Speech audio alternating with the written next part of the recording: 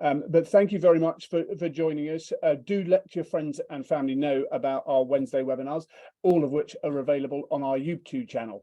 And a very warm welcome also to everyone watching on Facebook Live to our latest and first webinar of 2023. As mentioning to our Zoom viewers, for all of our previous webinars dating back to June 2020 are available on our YouTube channel, so please do subscribe to that, and we'll put that link in the chat function shortly. And if you do enjoy tonight's webinar, which I know you will do, then please do let them know about our webinars and availability of a wealth of information there. And also, if you've got a topic that you would like us to include in a future webinar, then please do email us on education@worldhorsewelfare.org. Now, tonight we're talking about the challenges surrounding the ever-increasing challenge of the spiralling costs of caring for our horses. This is something that impacts the vast majority of owners and keepers across the whole of the UK, indeed the whole of the world. And it's something that as an organisation, World Horse Welfare, but also the other organisations like the Blue Cross and the British Equine Veterinary Association are acutely aware of. Now, we know that the vast majority of owners will do all they can to keep the highest possible standards for their horses, but it's a struggle in the current times, and we absolutely recognise that. And as a member of the National Equine Welfare Council, NUC, along with the Blue Cross and many other organisations, we've worked as a team to create an important survey to help understand how the cost of living challenge, or crisis as many people call it, is impacting us as horse owners. And we've put a link to that in the chat, so please do take a moment. It won't take you too long to complete it, but it will really help us get an insight to the challenges that are out there. We're also carrying out a survey, as it happens, for sanctuaries and rescue centres to find out the challenges that they're facing in these uniquely challenging times. So today, I'm really pleased to welcome veterinary surgeon Lucy Grieve, Blue Cross Horse Welfare Manager Ruth Court, and World Horse Welfare's Rachel Andrews, Field Officer Rachel Andrews, to lead us on a discussion on this topic. Now, the format for tonight is sort of a bedside chat, or fireside chat's probably more appropriate to say, discussion. So we're going to have a structured sort of Q&A with our three panelists, and then the second half of the session is going to be open to you. So if you are on Zoom, then please do use the Q&A function to ask questions. You can by all means use the chat function to discuss amongst yourselves, but please just use the Q&A function. It makes it so much easier for me to see those questions. And also, if you see a question that you like that you were going to ask, you don't need to ask it, just upvote the question that you really like. And on Facebook, please just put those your questions in the comment section, and we'll transfer them across to the Zoom Q&A section, and we'll get through as many as we can. Now, the next webinar is going to be in a fortnight's time, which is going to be on Wednesday, the 18th of January at 7 p.m. Greenwich Mean Time, GMT. And there we'll be looking at promoting positive equine well-being and behaviour through diet. And the webinar will be led by equine behaviourist Rosa Verweis, and with fellow behaviourist Justine Harrison supporting the event. So please do, we'll put a link to sign up for that. Now, what I need to do is share my screen, which I will do. There we go. Share. So cutting costs, not care. That's this evening's topic. And just to get us going, how worried are you about the current and future cost of caring for your horse? If you're on Zoom, you'll be able to see we've got 5 different categories, from very worried down to not worried at all. So please do just take a moment to answer that poll. And whilst you're doing that, I will introduce you to our panelists. The first, Lucy is joining us again. I'm hugely grateful to Lucy, who is past president of the British Equine Veterinary Association and practicing veterinary surgeon at Rosdales in Newmarket, and has since moved to being a permanent staff member of the British Equine Veterinary Association. And many of you will know Lucy, but you might not know that when she was young, when she was a child, she was so desperate to have a pony that she used to pretend that the bicycles in the garage were her ponies, and it was also their stable. And she would feed them muesli, make hay nets from old rope, and ensure they always had a full bucket of water. She sometimes even turned them out in the garden too. I can only imagine what her neighbours thought of her. But you'll be delighted to see that she's become a very successful equine vet as a result. Maybe we should recommend that to more people. Secondly, to Ruth, who is joining us. She's hugely grateful to Ruth from the Blue Cross, who Weltall's Welfare works really closely with and has a very positive partnership with. And Ruth is also a director of the National Equine Welfare Council. I mentioned the survey that we ran just now, and is current vice chair of that. And Ruth is diligent, extraordinarily diligent in her fundraising. She has run a London Marathon in the past for Weltall's Welfare. She's tolted around Iceland on Icelandic ponies for the British Horse Society, and cycled from London to Paris from the Blue Cross. It does rather beg the question, what next? And finally, delighted to welcome back Ray Andrews, who was previously an RSPCA inspector and has been with Weltall's Welfare for a good number of years now. And she certainly lives and breathes her trade, because not only being a Weltall's Welfare field officer, she competes regularly in dressage and eventing, and has rehomed a companion pony from Weltall's Welfare. And Ray, I love this because actually I've always quite liked the film Cocktail with Tom Cruise in, but Ray slightly exaggerated her cocktail making skills at a job interview once. And she was swiftly given a job as a cocktail flairer, a chief cocktail flairer in a new, fairly upmarket cocktail bar, which included performing a routine when certain songs came on. All she can say is it's a good job that the entire floor at the back of the bar was a rubber surface. But I have no doubt that her cocktail making skills have improved considerably as a result. So I'm now going to say stop sharing my screen. There we go. And Basil, if you can give us the answers to the panel, that would be brilliant. So look at that. Actually, it's surprising. Only 10%, or just under 10%, 9% are very worried. Nearly half of you are slightly worried. And then a smattering, but only 5% not worried at all. So that's probably a little lower down than I thought it might be, which is obviously a really encouraging sign. And maybe the panelists will want to pick up on that as we go through. So good evening, Lucy. It's lovely to see you back. Thank you, Rowley. Good to be back. Great. Good evening, Ruth, and thank you so much for joining us this evening. Hi, Rowley. Nice to be here. And Ray, lovely to see you again. Hi, Rowley. Happy New Year. Happy New Year to you too. So let's kick off. And as I mentioned earlier, we're going to have a bit of a structured Q&A, but please, as we go through, get those questions into the Q&A tab, and we'll get round to them shortly.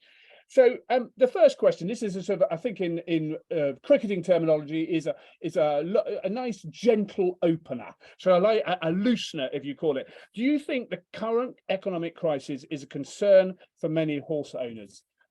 Lucy, I'll come to you first.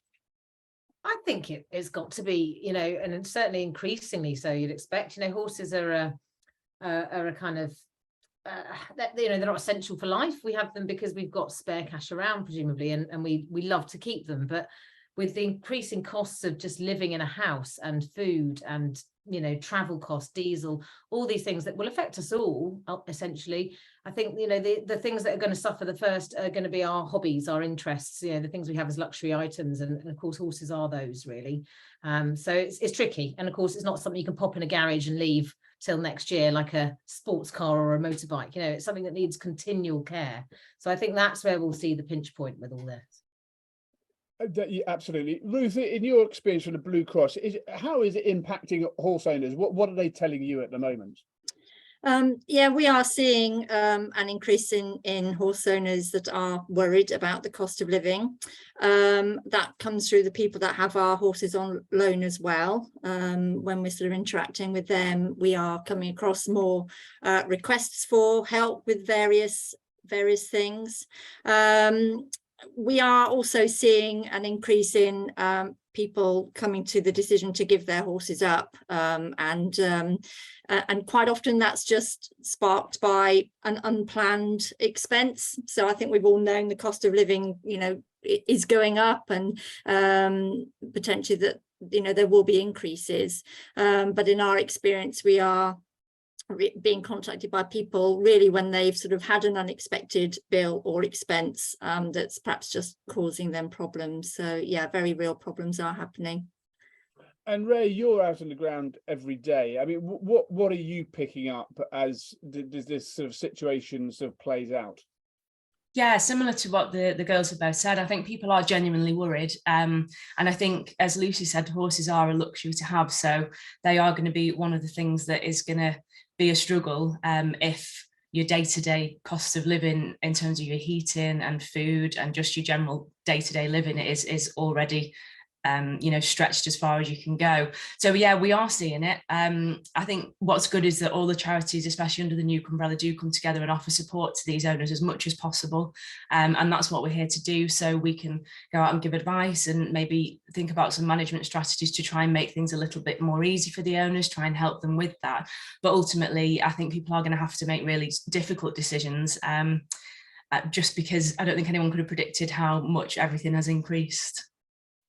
And Ray, you talked about horses being luxury items, and I completely understand the point you're making. But for many people, actually, there's a real social need there, isn't there? And so horses do fulfil quite a fundamental role to support people. Yeah, massively. I totally agree with that. I mean, I know with my animals, you know, my dogs and my horses are my world, really. So they provide a huge emotional support. You know, they're people's family members. You know, they're their friends. So to have to think about sort of making changes, or worst case scenario, even giving them up and rehoming them, is an extremely difficult decision. So it is hard, and I think there are changes that can be made that won't compromise the welfare of the animal, and also will ensure that you're still enjoying owning the animal. But I think it is a difficult time at the moment, and it's all trying to work together to make sure welfare isn't suffering, but also people are still enjoying owning the horses. Absolutely, and we will certainly come on to that in a second. Lucy, you rightly said you can't put a horse away like you put a classic car away or whatever, clearly because they need the basics, they need to be fed and watered and cared for. But actually, when we think about their welfare, something that's really important is the preventative health care that they receive. You know, vaccinations, foot care, and so the basics that that they desperately need, but possibly sometimes people feel that could be sort of dispensed with because pressure is on finances. And what would you suggest to people who are considering cutting back on preventative health care? I think that's the key, isn't it? It's looking at the long-term picture. So stretching out, you know, your vaccine or your teeth, routine dental visit, or, you know, making your farrier come a little less frequently and stretching out that shoeing cycle might seem like a very innocent and very logical thing to do when money's tight, but actually those things can really build up over time and create problems. And there's a reason, you know, we don't sort of come up with these figures of boosting your vaccine every 12 months or 6 months. It doesn't just get plucked out the air, and your shoeing cycle isn't plucked out the air, is it? It's very tailored to that horse and its needs. So the problem with trying to stretch those things out is that you are going to put the horse at risk of developing issues. And okay, it's a gamble, you know, there's no guaranteed risk, but it's likely to increase the risk. So what we don't want to do is end up cutting corners now, which we then end up having to pay for at a later stage, potentially with much more cost, you know, financially, let alone the emotional cost and the welfare cost. So I think the key is being logical about where you cut corners or pull back on your costs. That would be my sort of comment there, really. Ruth, I mean, obviously Blue Cross have a lot of horses out in homes. Are you seeing any evidence of people cutting this sort of routine healthcare? I Occasionally, yes. I mean, we one of the benefits of rehoming from a charity is that we are there to support. So we are seeing slight increases, not just at Blue Cross, but across other welfare charities as well, of our borrowers, our people with our horses on loan, asking for financial help if they know their vaccinations are due or the dentals are due and they can't afford it. So we are seeing a slight increase there in people asking for some assistance so that they can get those things done. Where we are seeing that some of these routine treatments have lapsed is when people come to the point of deciding they need to contact us for help. So quite often then they've left it and to the point where they are actually in a bit of a pickle, and we're a last resort, and we are seeing an increase in horses that have missed their vaccinations or their dentals by the time the owners are contacting us. So obviously they need to be sort of addressed and brought up again. I will just agree with Lucy's comment. I mean, we need to remember as well, if a horse misses its vaccinations, it is a false economy, because you will need to restart them at some point. Which is actually 3 injections initially, isn't it? So so again, or although you might just sort of be saving some money in the short term, you are going to have to restart that course again. So yeah, it's worth keeping on top of. And Ray, from your perspective, what are you seeing in terms of people cutting back here? Is that happening in reality? I think, like Ruth said, I think it is, to a point. I think, the vast majority of horse owners just want to do the absolute best for their horse, and will try and cut back on things that don't compromise welfare, but perhaps aren't part of the plan that they had for the year. So I've had people turning horses away maybe and taking shoes off and roughing them off for the winter, and then maybe bringing them back in to do more with them once the weather gets a little bit better and things are a bit easier. And if that works for the horse and works for the person, then there's absolutely nothing wrong with that at all. I think it's definitely an option. I think one thing I would say that I'm finding quite a bit out and about is that people are maybe not having a farrier as regularly, and this is not all people, but some that as they would normally, or they perhaps haven't got a regular farrier, and they're then finding that when it comes to needing a farrier, they're struggling to actually get somebody out. I think that's happening more so this year. I've seen a definite increase in that. I think for maybe a horse that hasn't had its hoof trimmed that regularly, so it might not be that easy for a farrier who's got increased costs of transport and equipment, for them to go to that one horse that maybe isn't going to be the easiest to trim. They are struggling to get people out to those. That's definitely been an issue I've seen more and more over the last few months. Brilliant. Just trying to read the chats coming through, Lucy, and it would appear you're not the only person who replaced a pony with a bike, which is encouraging, I'm sure. Ruth, where do you think the biggest challenges around increasing costs are for many horse owners and keepers? For example, are there certain areas of management that have seen the biggest area of cost rises in your experience? You did say Ruth there, didn't you? I didn't want to. I did say Ruth, yes. Didn't hear, yeah. Well, I meant to if I didn't. No, I think you did. So, I mean, the people listening that have tuned in are probably very, very well aware of certain areas where there have been increases. But from what I've heard and what I'm aware of, hard feed has seen one of the biggest increases for various reasons that we're all aware of. So that's gone up. Certain beddings have gone up in price, notably shavings and wood pellets. Interestingly, luckily, the cost of hay seems fairly static. I think we were all a bit worried, weren't we, about hay prices with the really dry, long summer that we had. But the feedback I'm getting is that those prices are fairly static and haven't increased a lot. Perhaps more of a worry might be, how long our winter lasts and whether those supplies run out sooner, therefore going up in cost, because people were feeding hay earlier, weren't they, in the summer? One of the biggest areas, I think, is veterinary costs. So a lot of people reporting increased, particularly medications and drugs from their vet visits. Livery rates, again, haven't actually increased, I think, as much as perhaps some people were worrying about. I've just heard, it's sort of more just an increase to cover electricity costs, for example, rather than a big hike in the general livery rate. And another area is membership fees, registration fees, and competing, people that want to go out and compete, the general pass entry fees, let alone the cost of fuel to get to your competition. So again, people that want to be out competing with their horses are really seeing the financial implications of that. And again, I'll say it's the unexpected. It's those things that we haven't necessarily planned for that are causing problems, those unexpected vets bills or those repeated lost shoes, all those little extras that we don't necessarily plan for that are challenging. Brilliant. Thank you, Ruth.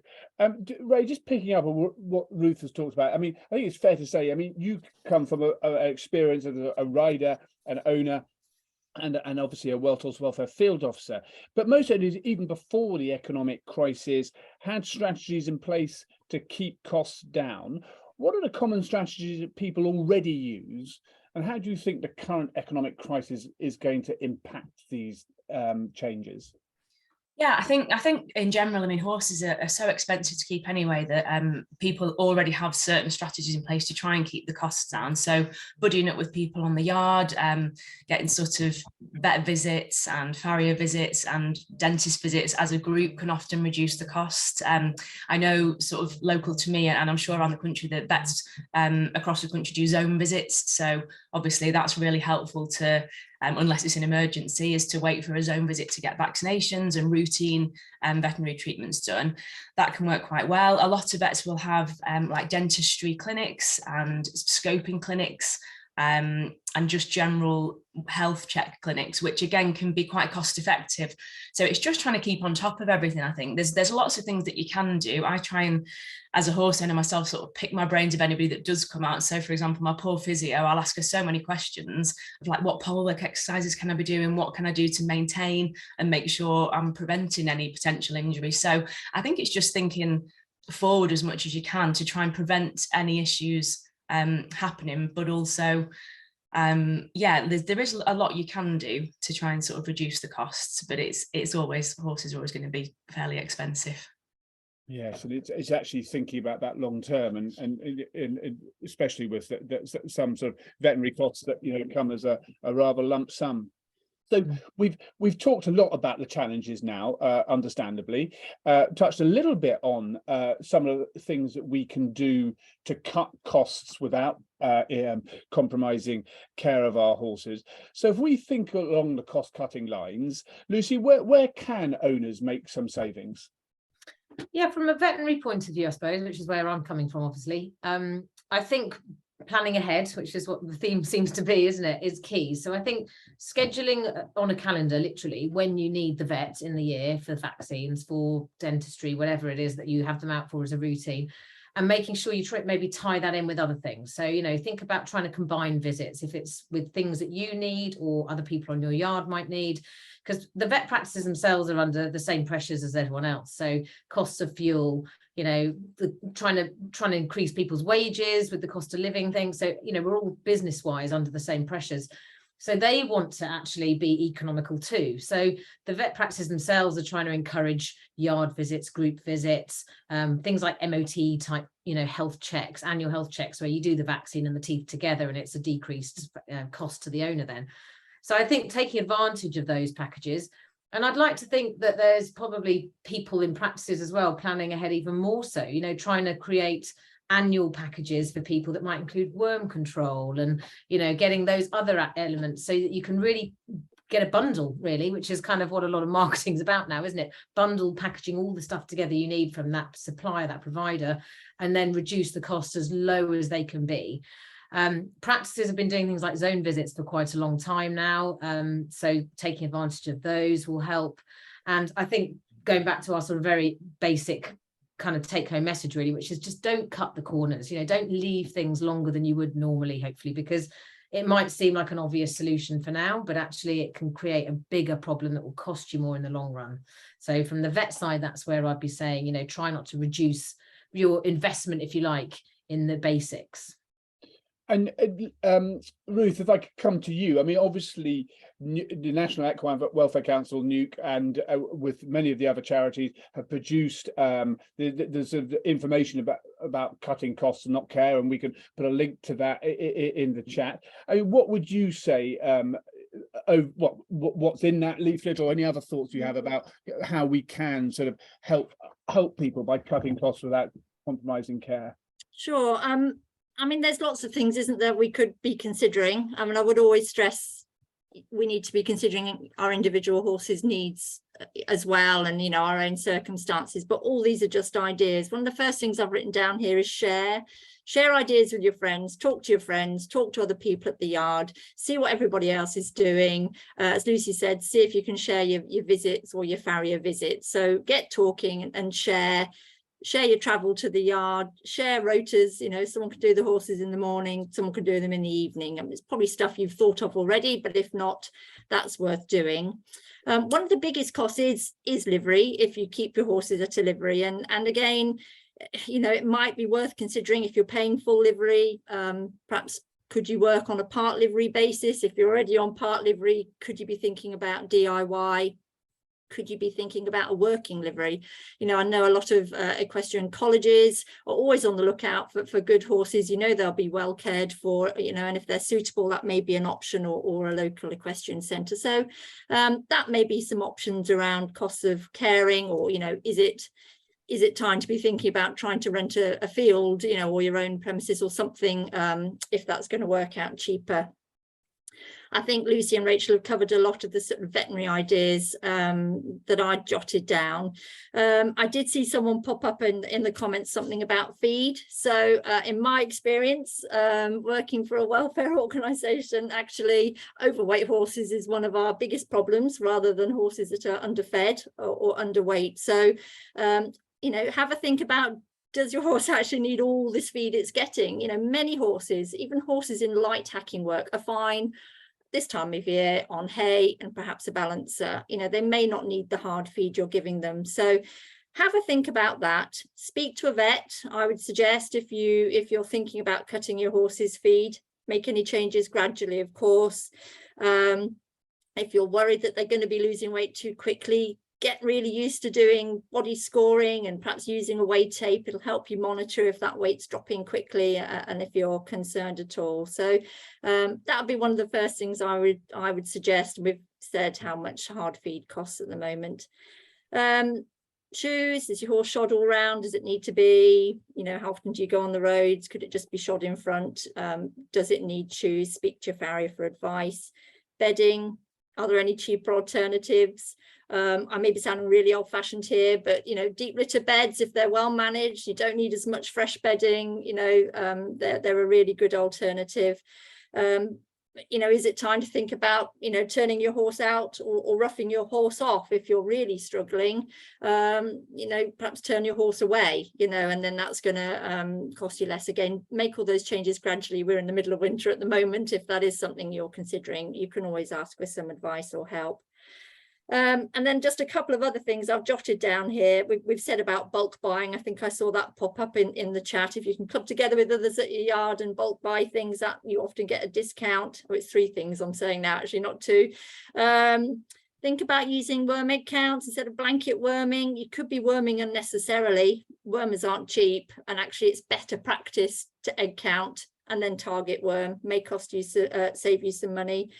And then, you know, we all love buying stuff for our horses, don't we? Well, their new rugs every year and this, that and the other. Most equine charities actually have really good second-hand shops.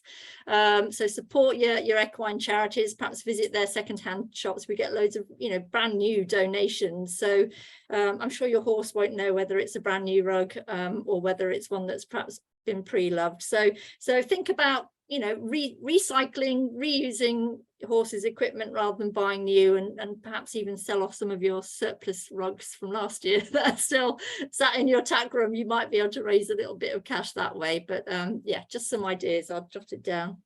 Oh, I love that. Reduce, reuse, recycle. I seem to remember that came from somewhere else. Ray, Ruth's given us a really comprehensive answer there. I mean, any other thoughts that you wanted to come in on? Yeah, I think all of the things on Ruth's list were brilliant, actually, and there's some really good ideas in there.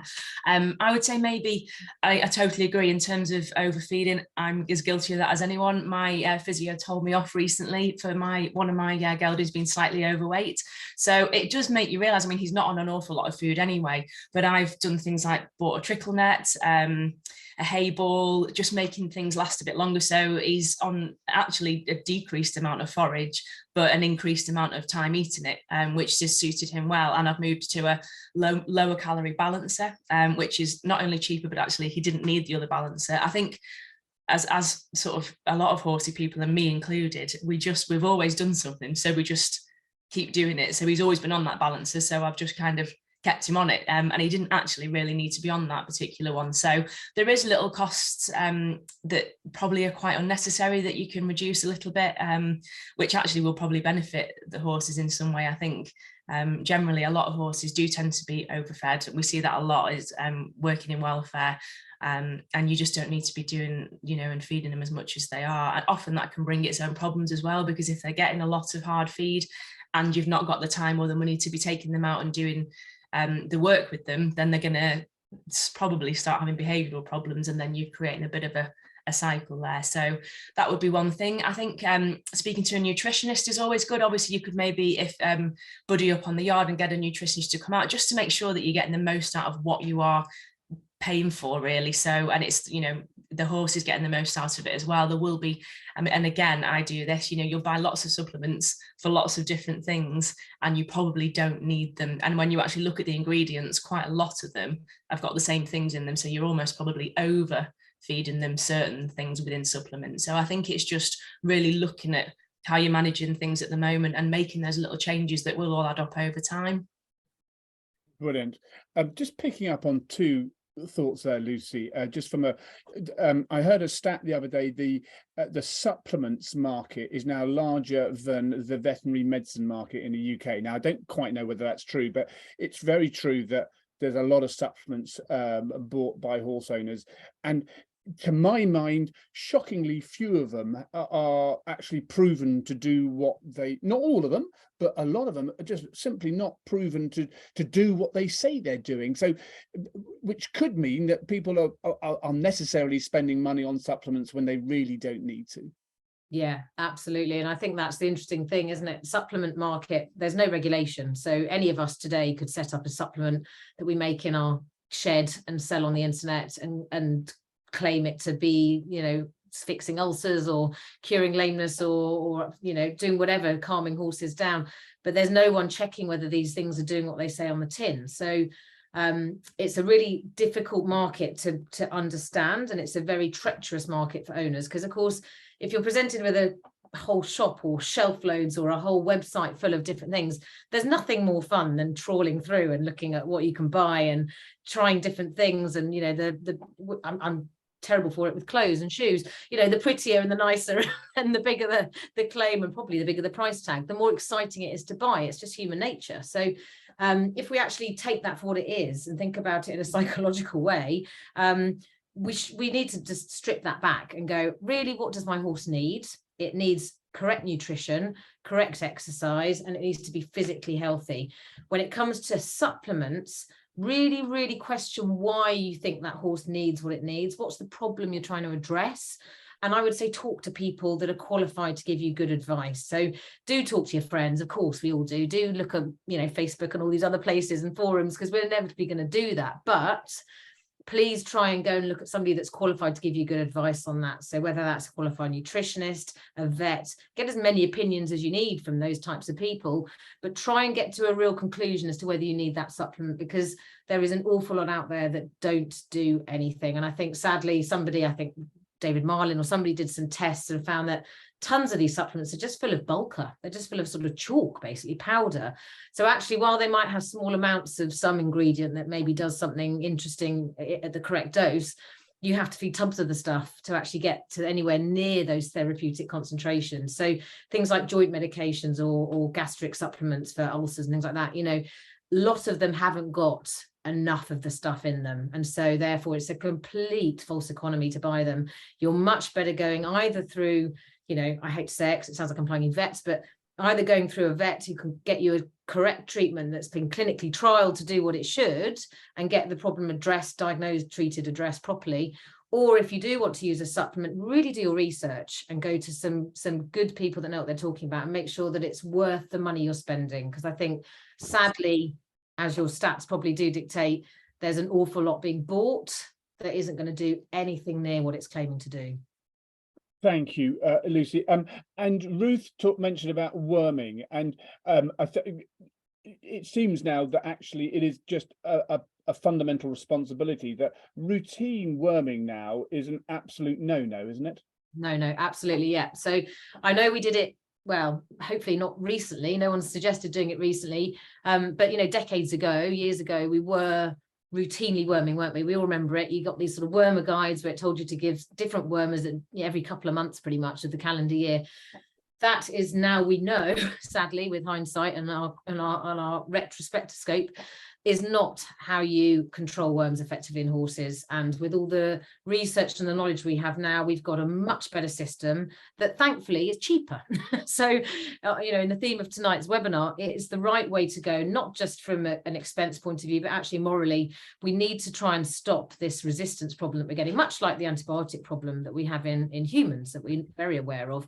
If we run out of effective drugs to worm horses with, we are really up a creek, and we've got to be really careful we don't encourage that by overusing these wormers. So we have, you know, 100% access now to testing methods, and they are inevitably cheaper than the worm themselves. That's good.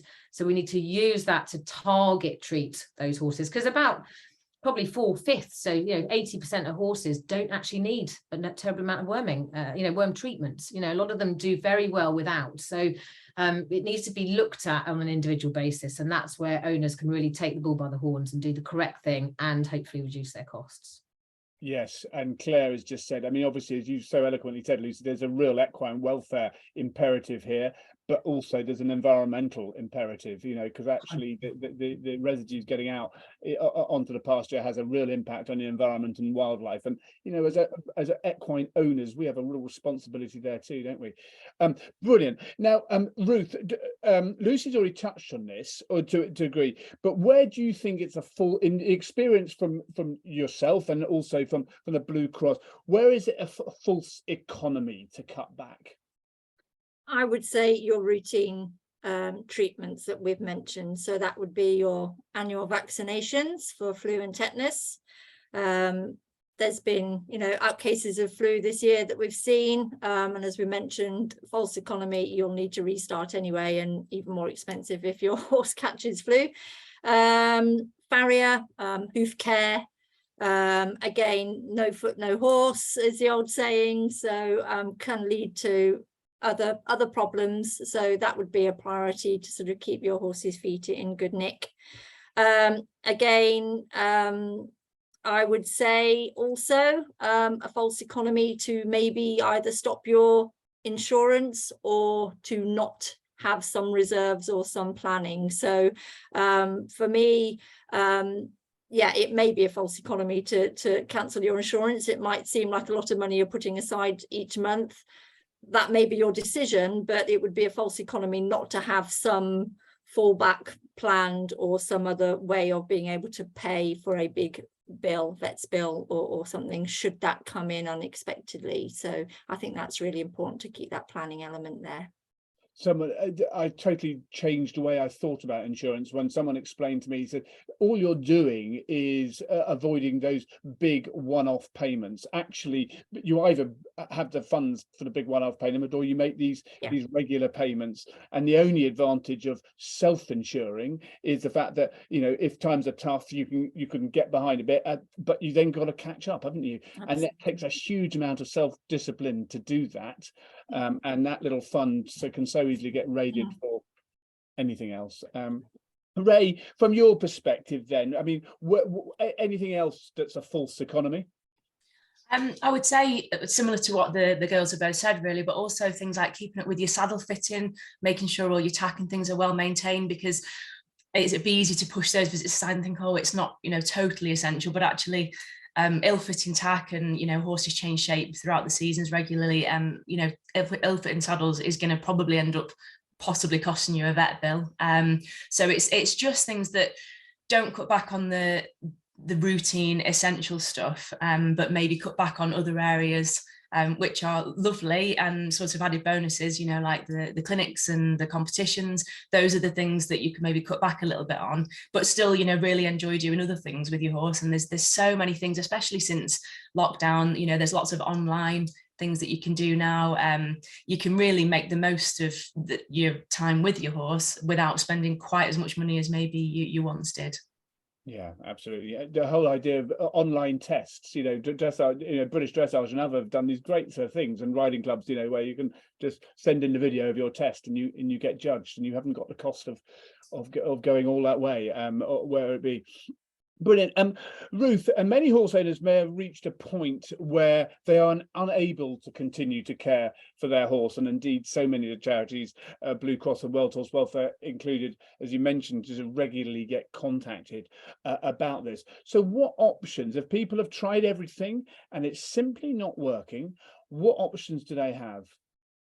I think it's important to acknowledge that is a difficult decision for people, but the bravest decision in some respects, because if you decide you can't keep your horse, you're putting their needs first. So I think we need to acknowledge that difficult decision is actually a really brave one, and to stress that there is help and support out there. So you won't be alone in sort of making that decision or in choosing the best option for your horse. There are a few options. You may think of loaning your horse, or perhaps sharing or part loaning. We've discussed about potentially loaning your horse to a college or an equestrian centre, so it can be used there if it's suitable. But do think very carefully and thoroughly if you are considering loaning your horse or part sharing. I would suggest having a look at the British Horse Society website. They've got some really, really useful guidance on loaning a horse, and you even have a draft loan agreement on there that you can have a look at, and I'm sure you can contact them directly for any help or advice if you want. And also the NUC responsible rehoming leaflet that's on the NUC website, that's got some really helpful advice on it. The other option is that you may consider giving your horse up to a charity rather than selling. And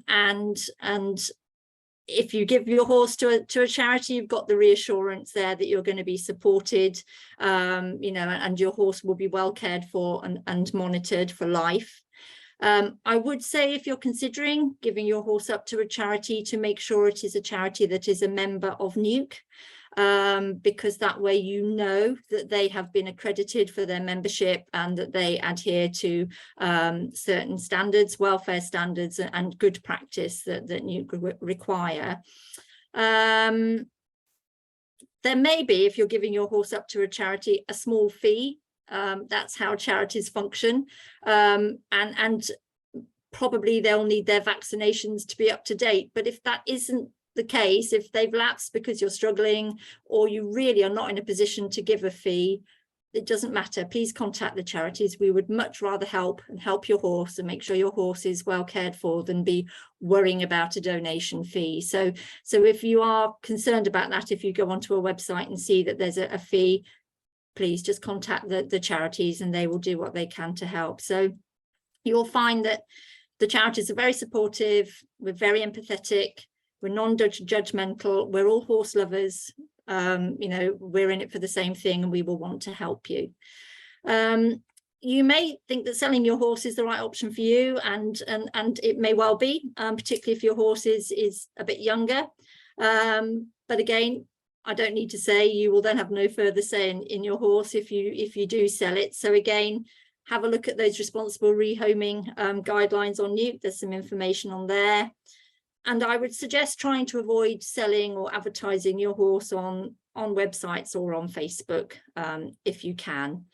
And then I will just say one other option, quite a difficult one, I am sure, but if you're the owner of an elderly horse, or a horse that isn't in great health or declining health, they're not cheap, are they? And if you are struggling, it's not a wrong decision to be considering euthanasia or having your horse put to sleep. Quite often that's the best welfare option for your horse. It can save them falling into the wrong hands or not receiving the care that they need in their latter years. So again, speak to your vet or speak to a NUC charity if you're thinking that, you know, you will be supported and there will be help and advice there. It's worth having a look at, again, the BHS website. They have a really great scheme called Friends at the End, where they can support you through this decision and even be there with you at the time if that's what you decide to do. And also the Blue Cross have a pet bereavement support service who can also support you through that time. But don't feel guilty if that's something you're thinking about. It's quite possibly the kindest and best decision. So yeah, get the support if that's something you're thinking about. Ruth, thank you. And Basil's put up the BHS Friends at the End link there in the chat function. Ruth mentioned the Blue Cross pet bereavement and pet loss advice, which is there, and also World Horse Welfare have some end of life advice as well. So hopefully it is a really difficult decision, as Ruth says, but you know, it is our primary responsibility to give our animals a good life and a good death. And it's really difficult to talk about, but what's for sure, it's much easier to talk about in times of peace when you're so rationally thinking than in times of sort of great emotion. So please do think of that. And Ruth, thank you so much for that really eloquent and detailed answer. Lucy, there's no denying that winter is an especially hard time to look after and care for our horses.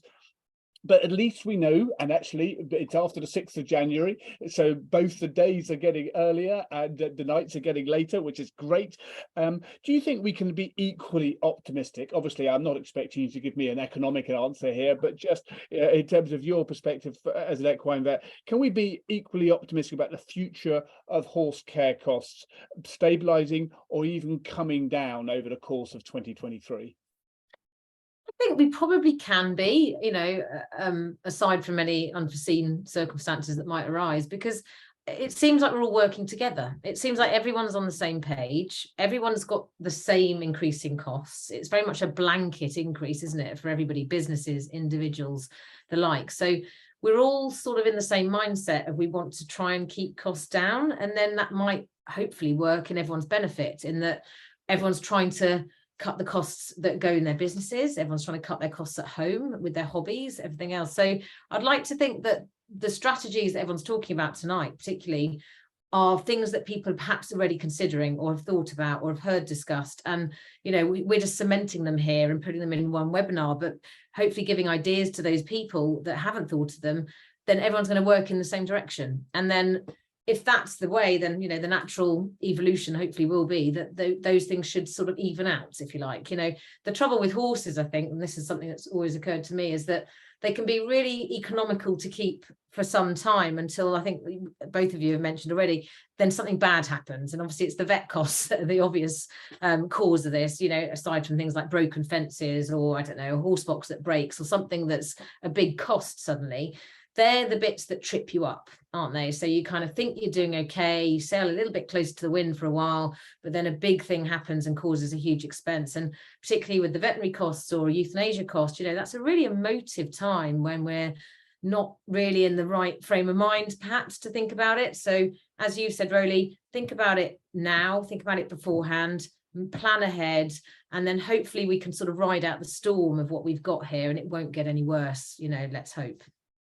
Brilliant, thank you. And just to reiterate what Ruth said as well, I mean, there are a lot, all the major charities, World Horse Welfare, Blue Cross, British Horse Society, Red Wings, they've all got advice lines. So please do make use of them, because so often a problem shared is a problem at least half solved. You can think it through and talk it through. And Ruth mentioned a few times NUC, as I have done, the National Equine Welfare Council, and we put a link to the website nuke.co.uk. So please, and what Nuke also does is brilliant about signposting to organisations that are local to you, but also to all the national organisations as well. So please do make use of that. So we are halfway, and it's brilliant that we've got people, we've got an amazingly national audience this evening, from Land's End to all over Scotland, Wales and England, which is wonderful to see. Thank you very much for joining us. But we've certainly got a decent international flavour from Colorado and Texas in the US, Sweden, Italy, Croatia and Belgium. I've seen. If I've forgotten you, please put it in the chat and I'll make sure that we mention you. But thank you so much for joining us this evening. I hope what the panelists have shared so far it has been useful. It's certainly been useful for me. So now we're going to kick on into the open Q&A. Just a reminder, if you're on Facebook, please do put your questions in the comments section and we'll bring them across. And if you're on Zoom, then please do have a look at what the questions are there already. And if you like it, upvote it. If not, put it on and we'll get through as many as we can.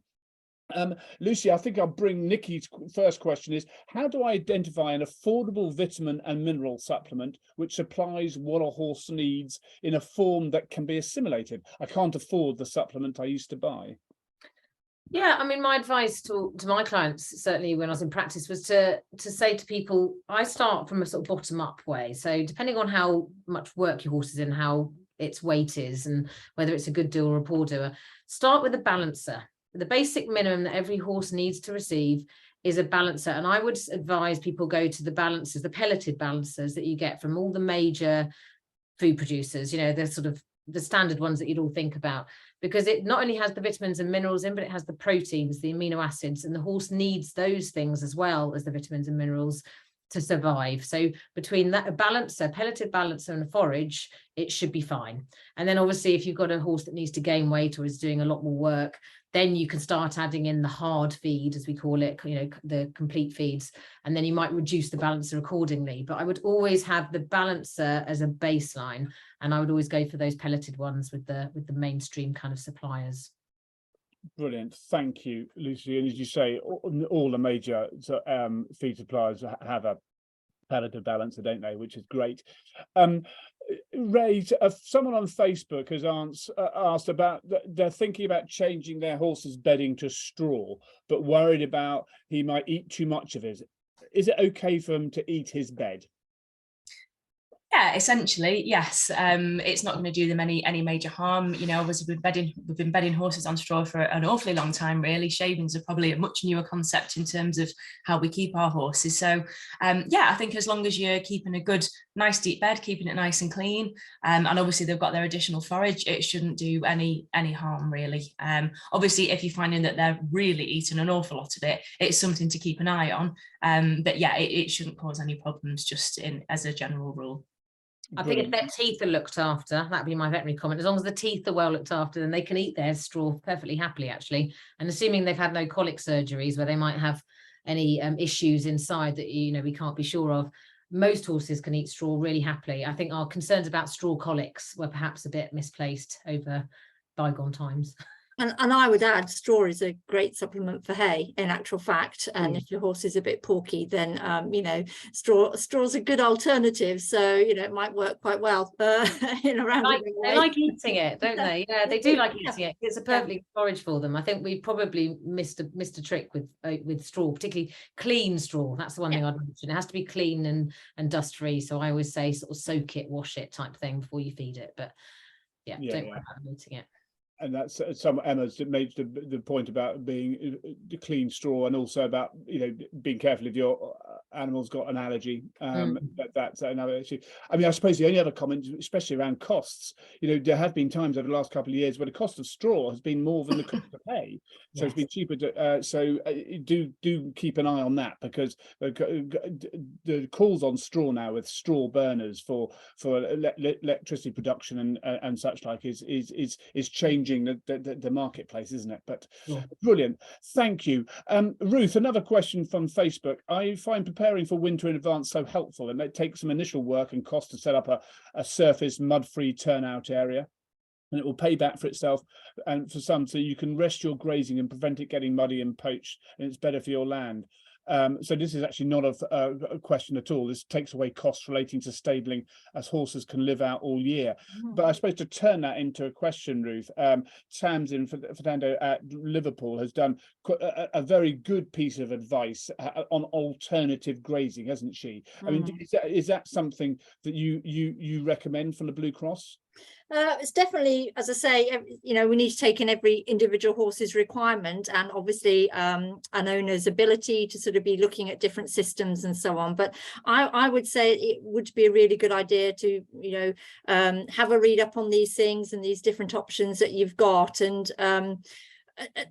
and keeping your horses out as much as you can actually is far better for their health if it's suitable for them. You know, they're moving around, they are in a dust-free environment, and you know, and mixing with other horses, which is so important. So I would say if you can look at alternative systems, if you are in a position to keep your horses out more, many actually thrive on it, both behaviorally and physically. So it's definitely worth thinking about. I think there's a lot of research with other species, isn't there? These enrichment areas, you know, where they've got options. I think horses are no different. They like what we call loafing areas or rolling areas, or a wet area where they can go and get really muddy, or, you know, grass. So I think the problem we've become accustomed to is this lovely blanket fields of green grass, which we think is obviously what horses should be on. But actually, if you gave them the choice, they like to have a variety. And actually a perfectly good option is a nice all-weather part, which will then save some of your grazing as well, wouldn't it? So giving them some different environments is probably good for them mentally. Yeah. Yes. And there's that equicentral system, isn't it, which is quite challenging, but amazing in how it works. So, Basil, I don't know if you can find that the Tamsin report from Liverpool on alternative grazing systems. It's always Basil always loves it when I give him a challenge. So listen, that's grand. Now let's go back. Sorry, I've lost my place in the next question. So Ray, this is from Cookie, who's president of a non-profit equine rescue, I think maybe in the US.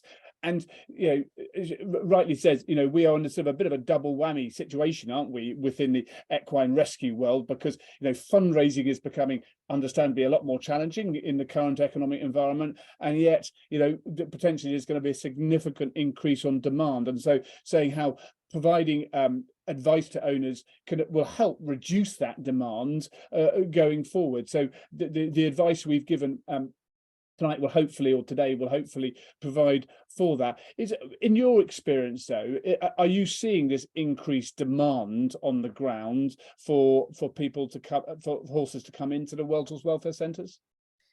I think there has been an increase. I wouldn't say it's been an absolutely huge increase, but I definitely think there has been an increase. There's certainly been more people ringing into our welfare line asking for advice as to what best to do, because they are starting to struggle a little bit. And I think the good thing is people are doing that quite early as well, so they're realizing there might be a bit of an issue, and then they're trying to resolve it and give the charities a call and get that support before it turns into a predicament that they don't want to be in, or they end up in a bit of a pickle. So I think that's a really good thing. I think that's what the charities are here for. That's what we're here for as field officers on the ground. We want to be able to support those owners, go out and work with them in situ and try and improve that situation, so that it doesn't get to a point where the owner feels that the only option is then to sign the horse over.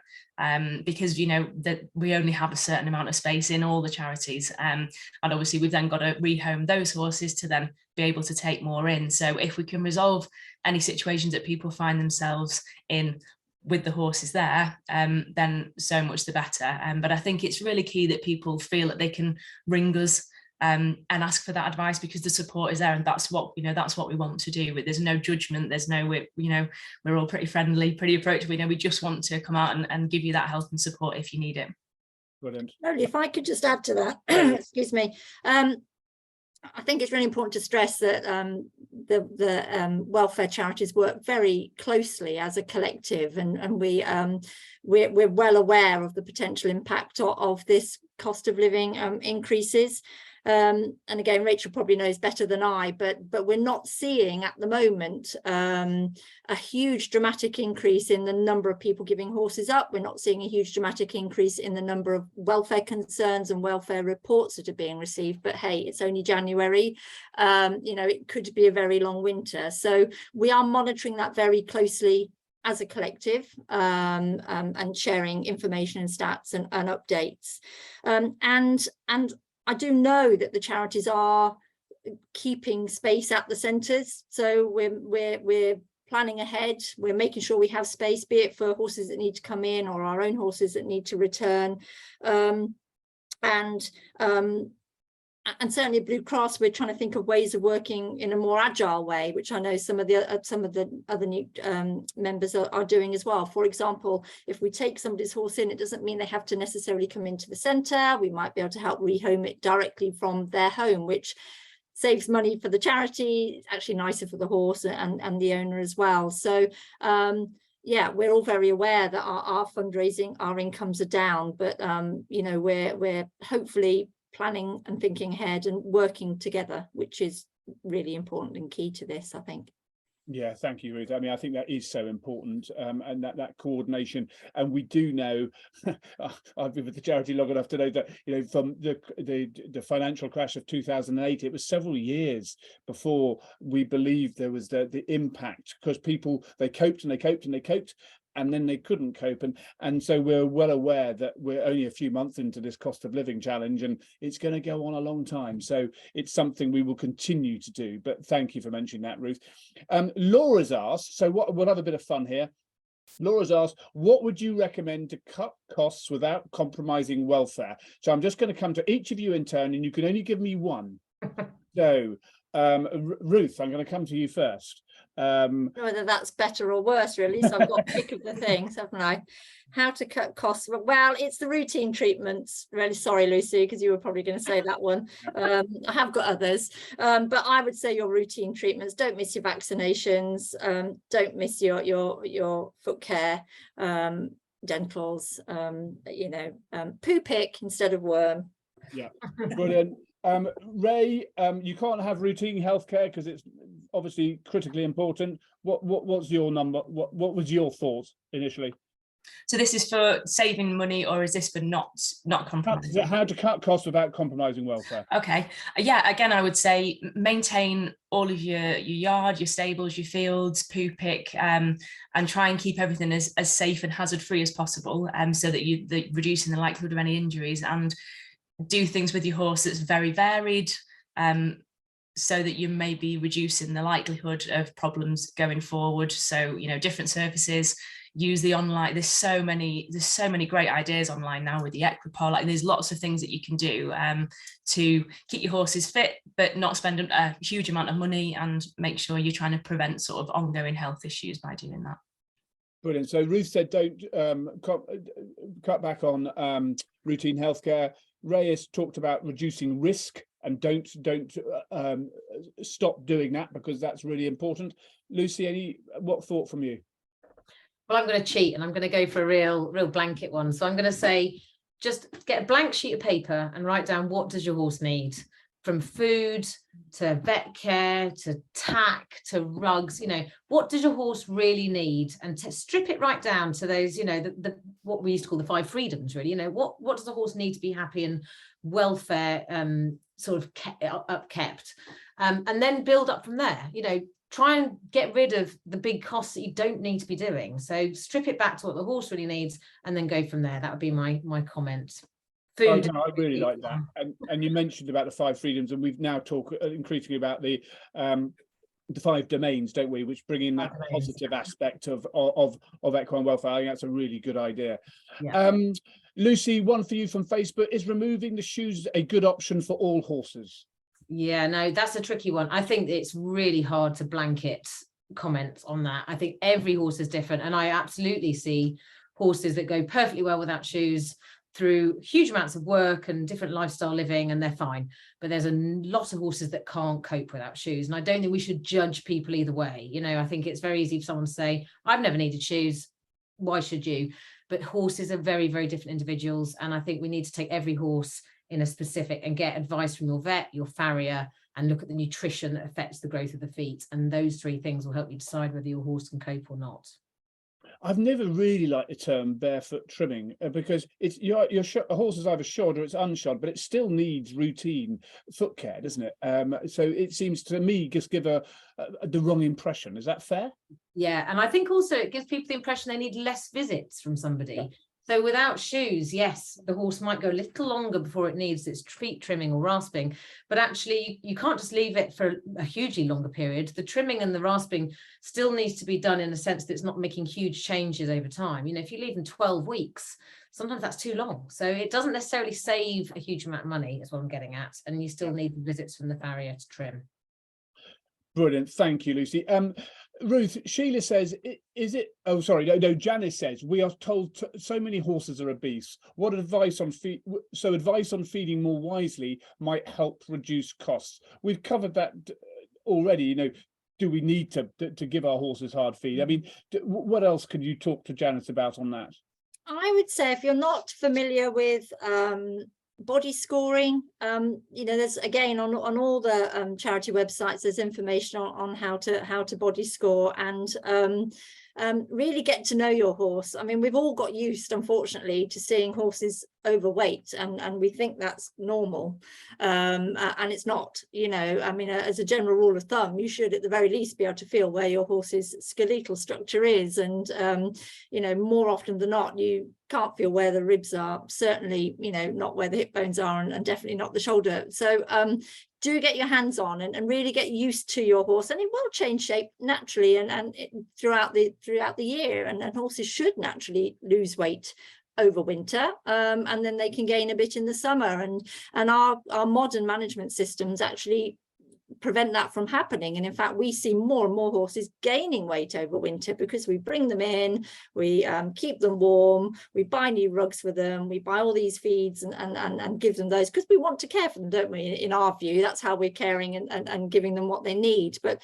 actually, that's completely the reverse of what they do need. So you know, get some advice from your vet, I would say, and just get used to getting your hands on your horse and sort of and getting used to body scoring it. And we say that on a range of 0 to 5, the horse should be around about a 3. But as a general rule of thumb, you should be able to feel where its skeletal structure is. But as I say, horses can live on very little, even if they're in light work. So they'll probably benefit from it.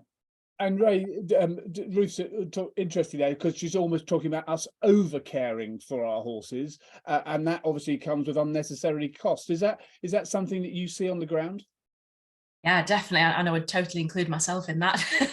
Yeah, I think so. I think people, they love their horses. They want to do their absolute best by their horses. So they will put all of their spare cash, all of their spare time into, you know, the animal that they love and the hobby that is, you know, it's part of people's lives, isn't it? You know, it's a real way of life having horses. So I think, yeah, people definitely do. And I totally agree with what Lucy says. I think if you just get a plain piece of paper and put down what your horse actually needs to keep them healthy and happy, it's probably a lot less than you think. I think we all have like a guilt complex of we must buy this supplement and we must do this and we must keep up with all of the latest training techniques. And actually, you know, spending time with our horses, them spending time with other horses, getting to know them so that they know us well, we know them well, we know if there's any changes in their health, we know if their demeanor changes or that, you know, there's some issues that potentially need to be addressed by a vet. So I think it's spending more time and maybe less money sometimes.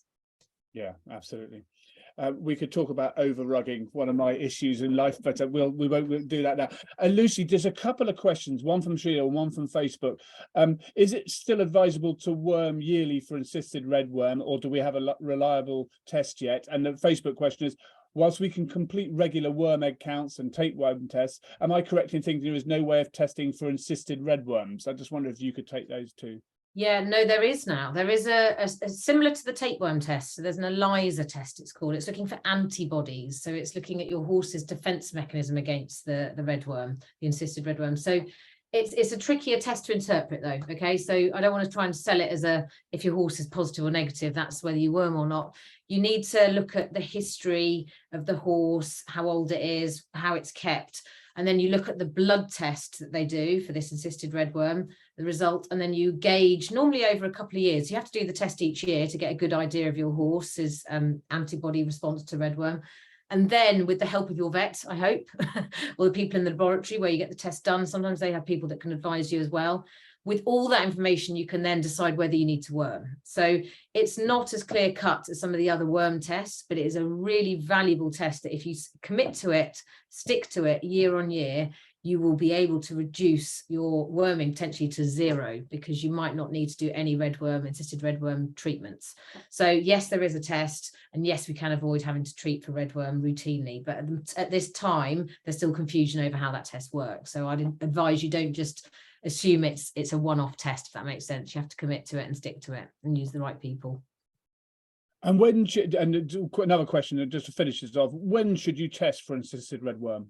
Yeah, so in the winter, it's the same as the time you treat. So that redworm insists over the winter. That's when your horse is going to have some antibodies there. So you can test, I think, throughout the year. If I'd need to double check that, if I'm honest. But I think it's useful to test at the time when they're assisting. So over the winter, which is when we'd normally be worming them anyway. Brilliant, thank you. Ruth, Isabel's asked us, what are the panel's suggestions for a horse that suffers with gastric impactions, so can't be fed hay, but at this time of the year, the field is muddy, grass limited, and one very hangry horse? Being hangry isn't a good thing, is it? I may deflect this to Lucy as she's the vet, but I mean, there are alternatives. I would certainly say speak to your vet for some advice. You can, if you can't feed hay, you can get chopped hay or chaff or sort of alternatives like that, which may be a better option for them. But Lucy, I don't know whether you've got any further thoughts as the vet. It's tricky. I mean, the first question that I had was, what's the cause of this gastric emptying and the impactions? And I read the response there in the replies. So he's got this kind of diagnosed delayed gastric emptying. It's still a very sort of unknown cause of that. We don't know if it's nerves. We don't know if it's something more specific to that. But certainly using things like fast fibre, which is stuff that we give horses with dental issues and older horses that have no teeth left, is a way of getting fibre into them that doesn't require them to have the longer fibres that might cause an impaction. So my kind of initial thought process would be to maybe feed the fibre in a fast fibre format, so sort of soaked short fibre formats, but it is going to cost more money, sadly. Yeah. And Ray, Chrissy from the US has to come up with a similar question. They've had severe droughts this summer and worried about hay and grass availability and cost, and poor quality bales are still very expensive. What alternatives are available for forage? In your experience, what do you think works? I think we've probably touched on it a little bit. Obviously, there's if it's good clean straw, then you can mix that in with the forage. One, to make it last a bit longer, but also it's a bit of variety. There's nothing wrong with doing that as long as it's suitable for your horse. I think Ruth mentioned earlier, it's different things work for different horses as well. So what is going to work really well for one won't work for another. I think the feed helplines are really useful, and obviously it's something that you can do. You can ring them, explain your particular horse, their weights, any issues that they have, the work that they're in, and see what options are available. Often with older horses, I mean, I will often advise soaked grass nuts. Keeping it simple, I think, is the main thing. You don't want to be overcomplicating it. So it's keeping everything as simple as possible without compromising welfare. So I think there are alternatives there, depending on the horse, depending on any dental issues, any weight issues, possible laminitis issues. I think it's probably take advice from your vet and then maybe speak to a feed helpline and go from there, really. There are alternatives, but it's tricky at the moment, especially like you say, if you've had droughts and things are in short supply. What you don't want to do is be feeding like rotten bales of hay or hay that's not good quality, because that's probably, that's going to cause more problems for you.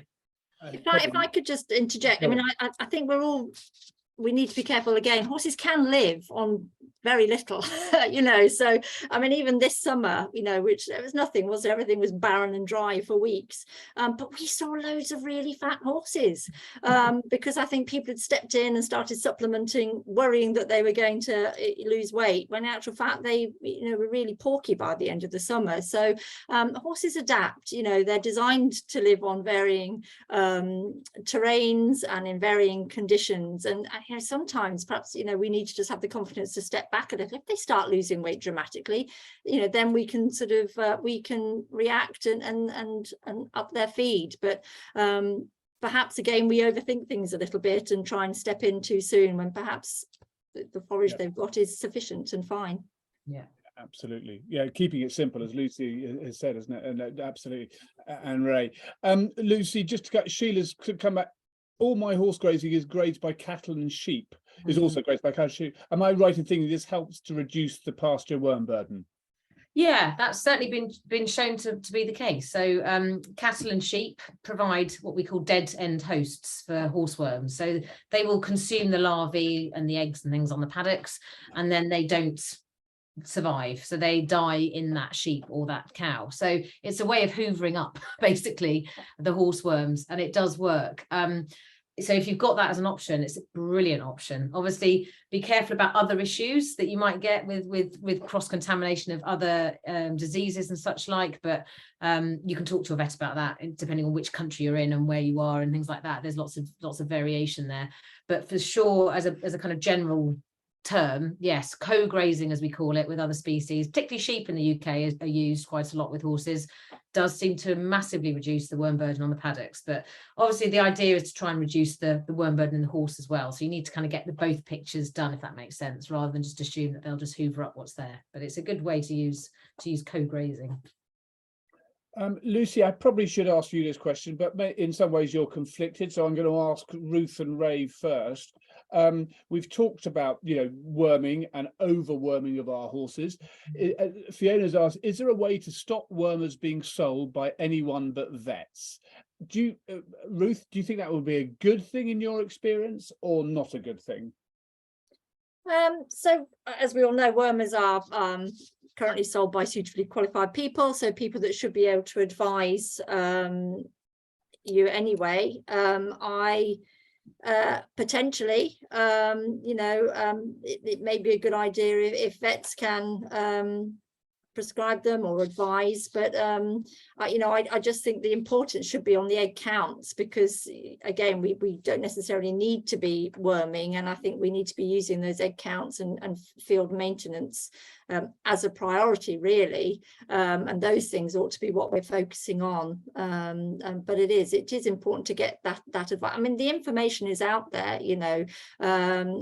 on correct worming techniques, on how to do your egg counts and so on. So I think really the emphasis needs to be on that, the correct management, getting your egg counts done and target worming really.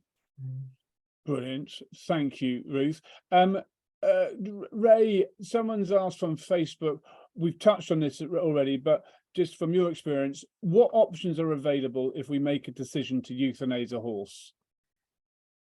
Yeah, so I think as Ruth said earlier, it's a really difficult decision, and obviously working on the ground in welfare, I come across it on a regular basis. In terms of assistance from charities, if you're in a position where you need an assistance with that, then that help is most definitely there in terms of the support that can be given. I will often be with owners for horses that are needing to be euthanized.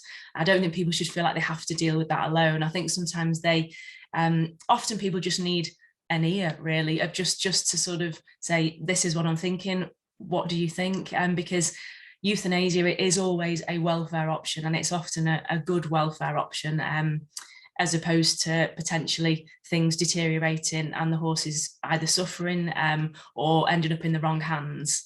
So that option is there. I think it's something that you need to consider anyway, because as we all know with horses, they will try and hurt themselves at any given opportunity, and sometimes they can hurt themselves quite badly, or their systems aren't designed to do particularly well with a lot of things. So it's something to have in mind, that decision as a horse owner is always going to be there. If you have horses, you're probably going to have to make that decision at some stage. So it's having that plan in your head already so that it doesn't all come at once, because it's really awful and heartbreaking. And I've lost horses. It's a really, really difficult time, but that support definitely is there. So don't try and kind of deal with it alone, and don't worry yourself about it. There is support available.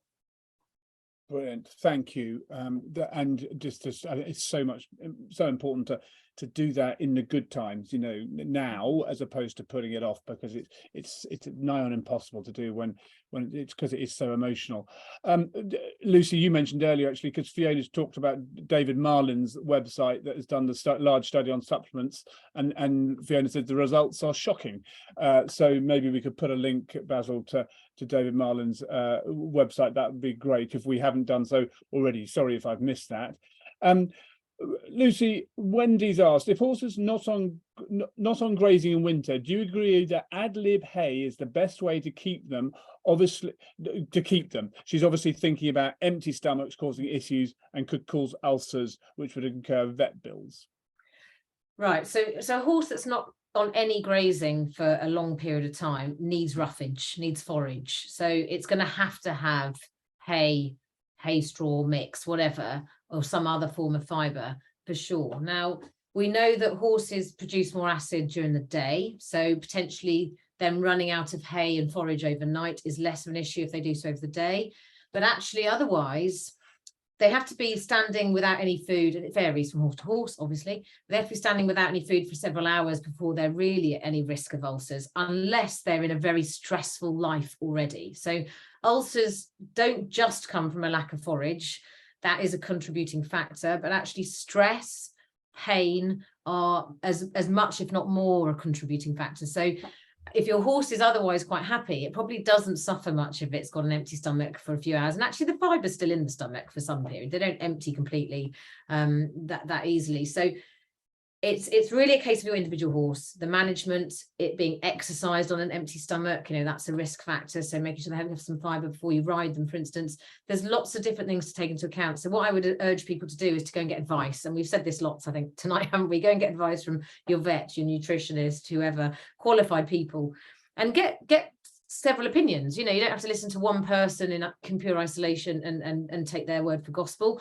But just get some really sort of well-qualified advice from a few people, and then draw your conclusion as to what your horse needs, and then stick to that. I think it's easy to get swayed by everyone else's experiences, and you certainly hear about people saying my horse was given ulcers because it didn't have hay for an hour. There's probably not all that much truth in some of these things. So take it down to the information you've got and the facts, and go to some people that can give you some qualified information, several of those people preferably, and then work out from those responses what you need to do. Brilliant. And apologies, I should have remembered, but a lot of David Marlin's information, which is very, very good, but it is behind a paywall, so you will have to pay for it, which is possibly slightly contrary to the theme of tonight, but it is very, very good stuff. Ruth, Jerry said, I thought oat straw was okay to give horses, but not wheat straw. I believe any straw is, as long as it's good, clean straw. Would be my take on that. It's sort of really, it's the quality of it that's more important, I would say. Brilliant, thank you. Ray, Carol said my little piggy would just eat straw overnight. What advice would you give Carol? I feel your pain, Carol. I think my warm blood would probably do the same. So I think if you know that, and you'll know you're each individual animal, then probably putting them on shavings or another alternative is probably going to be your best option. If you feel that they're just going to devour the entire bed, then maybe put them on. Yeah, there's so many different alternatives, but just make sure it's a good quality and make sure it's sort of dust free. I think I would say. I think there is cheaper alternatives in terms of other bedding, but sometimes those really cheap alternatives are really cheap for a reason, and perhaps they're not the best ones to be using. But I would definitely say shop around, because there are, bulk buying on yards and things with good quality bedding can save you quite a lot of money. That's a really good point, isn't it? I mean, there's some really important principles around equine care and how we manage our horses, but they're also individuals as well. So you've got to respond to the individual needs of our horses and not just keep going with a system that you think is right. Great stuff. Fiona's talked, I think you mentioned this, Lucy, didn't you? Many vets have zone visits, which are much cheaper than one-off yard visits.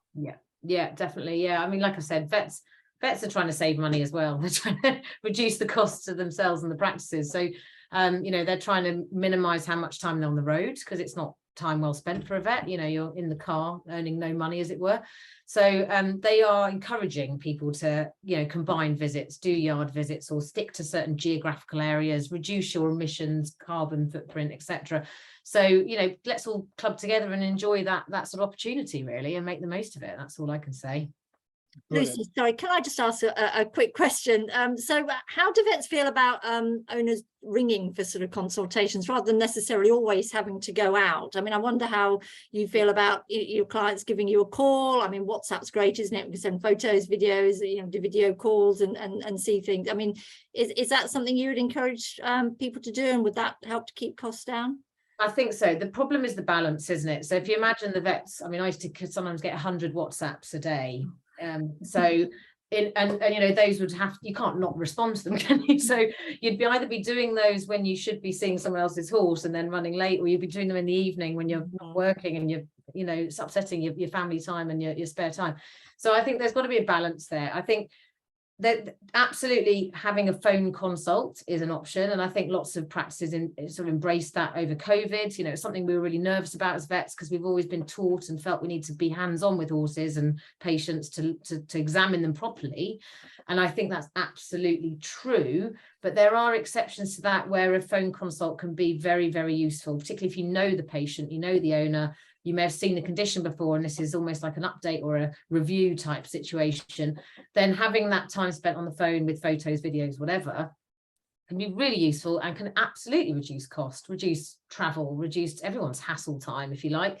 But it's got to be taken on an individual basis. So I definitely wouldn't want to have a new condition presented to me over the phone. I've got no idea what I'm looking at and what's going on. So it's got to be dependent on that situation. But I think we'll see more and more what we call teleconsulting, or telemedicine is the other word for it, being used. I think we've just got to be very careful we don't replace the physical interaction, because I think then we put the horse at more risk potentially. So it's very much a balance that needs to be met, and I hope that owners and vets will gauge that themselves between each other. There's also a bit of a commercial aspect to that as well, isn't there, Lucy? Because owners are quite good at taking anything that's free, which is completely understandable, especially given tonight's discussion. But I think there is a balance there as well, isn't there? Absolutely, yeah, it has to be done. Otherwise it can't work. You know, it's just a simple fact of nature, isn't it? Yeah. Listen, thank you. We've got through the vast majority of questions, but we're sort of coming up to nearly half past the hour and our time. So that's been brilliant. I could listen to you three for a lot longer, but I really hope that what we've talked has been really helpful, practical advice and guidance of what to do and what not to do. So please do, lots of links in there. So if you've got any questions about tonight's webinar as follow-on questions, then please do email us on education@worldhorsewelfare.org. And also, if you've got any suggestions about future webinars that we might cover, then please do email us also on education@worldhorsewelfare.org. Just a reminder that our next webinar is going to be on 2 weeks' time, on the 18th of January. I'm delighted to say that I'm not able to be here, but Lucy will be. The focus of that webinar will be on promoting positive equine well-being and behaviour through diet. And we have Rosa Vivice from Rittall College and Justine Harrison will be the panellists for the 2 weeks' time. So we'll put a link in again for you to sign up for that. And we'll also just remind you of that National Equine Welfare Council survey around the impact of the cost of living challenge or crisis on horse owners. Won't take you long to complete. We've put in a link in the chat on that. Now, as ever in a webinar, we've covered a lot of ground, but it would be lovely if our panelists, just to tie it all up, what's their key take-home message? So, Ruth, I'll come to you first. I would say don't struggle, don't worry, there is help here. So contact a nuke charity. We're here to help and support and give you advice. Brilliant. Don't worry, be happy. There's a song, I think, that Ray, what are your final thoughts? Yeah, I would definitely echo what Ruth has said, and I think, you know, think about your individual circumstances. You know, what works for one horse and one owner won't for another. Don't beat yourself up. People sacrifice an awful lot to have horses and work very hard to have them. So enjoy that time. And there are some things that you can cut costs on, but just don't compromise welfare. Absolutely. And the old adage, there are no silly questions, just silly answers. So if you want to ask a question, please do ask. And hopefully we've given plenty of advice of where to go to ask, whether it be your vet, your farrier, or one of the welfare charities, or one of the allied professionals. Lucy, what are your final thoughts? I think really it's got to be that sort of stripping it down to the basics and what we need to be doing, and then, you know, adding in the bits that are important to you. You know, people do this kind of stuff with their own lifestyles, don't they? They strip it down to what makes me happy, what do I need, and then you add on those bits and you budget for them and you plan for them, and then you plan ahead and you try and keep everything as simple as possible for yourself. So just try and reduce everything back down to where it needs to be, and then you can, you know, enjoy money when it comes along, hopefully in the future, and have all those fancy new things and go on those expensive trips and training programs, things like that. But for now, just stick to the basics and what keeps the horse happy and healthy. Brilliant.